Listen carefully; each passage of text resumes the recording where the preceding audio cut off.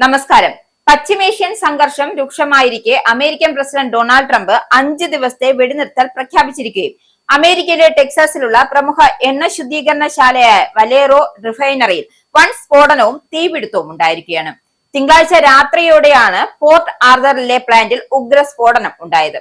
കിലോമീറ്ററുകൾ അകലെ വരെ പ്രകമ്പനം സൃഷ്ടിച്ച സ്ഫോടനത്തിന് പിന്നാലെ പ്രദേശം കറുത്ത പുകയാൽ മൂടി. പ്ലാന്റിലെ ഇൻഡസ്ട്രിയിൽ ഹീറ്ററിലുണ്ടായ തകരാറാണ് അപകടത്തിന് കാരണമെന്നാണ് പ്രാഥമിക നിഗമനം. സ്ഫോടനത്തെ തുടർന്ന് നഗരത്തിന്റെ പടിഞ്ഞാറൻ മേഖലയിൽ ജനങ്ങളോട് വീടുകളിൽ കഴിയാൻ അധികൃതർ നിർദ്ദേശം നൽകി.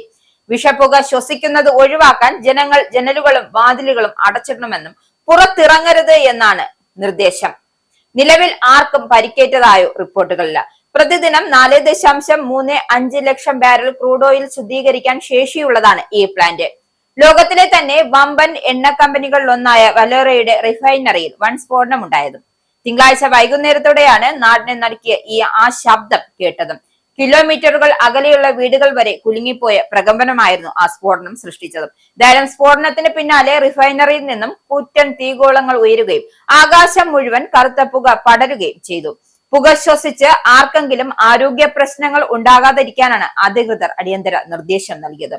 സംഭവ സ്ഥലത്തേക്ക് ഫയർഫോഴ്സും മറ്റ് എമർജൻസി വിഭാഗങ്ങളും എത്തിയാണ് രക്ഷാപ്രവർത്തനം നടത്തിയത്. സ്ഫോടനത്തിന്റെ കാരണം എന്താണെന്ന് ആർക്കും അറിയില്ലെങ്കിലും നിലവിൽ അപകടത്തിൽ ആർക്കും പരിക്കേറ്റതായി റിപ്പോർട്ടില്ല.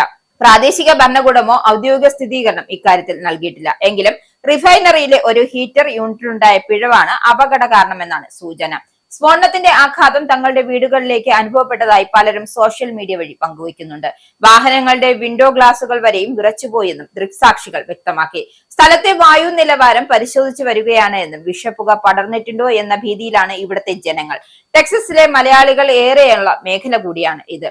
അമേരിക്കൻ മണ്ണിലെ ഒരു എണ്ണ ശുദ്ധീകരണശാലയിലുണ്ടായ ഈ അപകടം ലോകത്തെ എണ്ണവില ഉയരുമോ എന്ന ആശങ്കയുടെ ഘട്ടത്തിൽ കൂടിയാണ്. ഇറാൻ യുദ്ധത്തെ തുടർന്ന് ഹോർമോസ് കടലിടുക്ക് അടഞ്ഞുകിടക്കുന്ന പശ്ചാത്തലത്തിൽ റിഫൈനറിയിൽ ഉണ്ടായ അപകടം ആഗോള എണ്ണ വിപണിയിൽ ആശങ്ക വർദ്ധിപ്പിച്ചിട്ടുണ്ട്. കഴിഞ്ഞ മാസത്തെ അപേക്ഷിച്ച് എണ്ണവിലയിൽ ഇതിനകം തന്നെ 33% വർധനവുണ്ടായി. എണ്ണവില ബാരലിന് $138 കൂടുതൽ തുടർച്ചയായി 3 മാസം തുടർന്നതിനാൽ അമേരിക്കൻ സമ്പദ് വ്യവസ്ഥ വൻ സാമ്പത്തിക മാന്ദ്യത്തിലേക്ക് നീങ്ങുമെന്നാണ് സാമ്പത്തിക വിദഗ്ധർ നൽകുന്ന മുന്നറിയിപ്പ്. നിലവിൽ അടുത്ത 12 മാസത്തിനുള്ളിൽ മാന്ദ്യമുണ്ടാകാനുള്ള സാധ്യത 32% ഉയർന്നിട്ടുണ്ട്.